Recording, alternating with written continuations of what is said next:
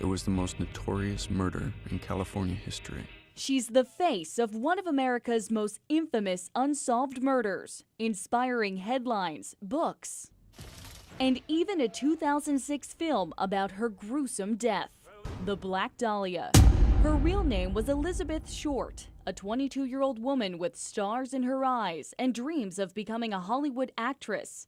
The world learned of her in 1947 when her life ended, but part of her early childhood was spent here in Maine.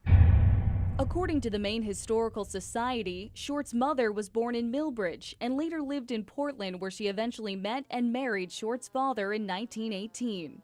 He was a traveling salesman, and the family often moved back and forth between Massachusetts and Maine. Census records show Elizabeth was the third of 5 daughters and one of 2 to be born outside of Maine, in Massachusetts in 1925. But historical records show that Short lived in Portland with her family from 1926 to at least 1928. And the house where she lived still stands on Munjoy Hill. For a short time as a child, Elizabeth Short actually lived in Portland on Montreal Street, in that very building. But the beginning of the end unfolded nearly 2 decades later when a rebellious Elizabeth Short threw caution to the wind and moved from Greater Boston to Los Angeles looking for fame.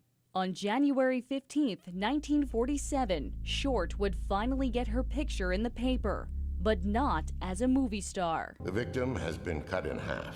Short's butchered body was found in a vacant lot in L.A. Her mouth was slashed from ear to ear, creating an eerie, frozen smile. The press took notice of Elizabeth's dyed jet black hair and the dahlia flowers friends said she often wore in her locks, giving her the nickname the Black Dahlia.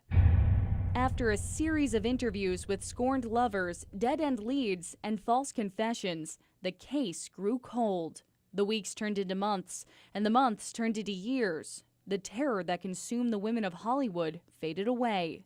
Although many have their suspicions about who he or she might be, Elizabeth Short's killer was never brought to justice.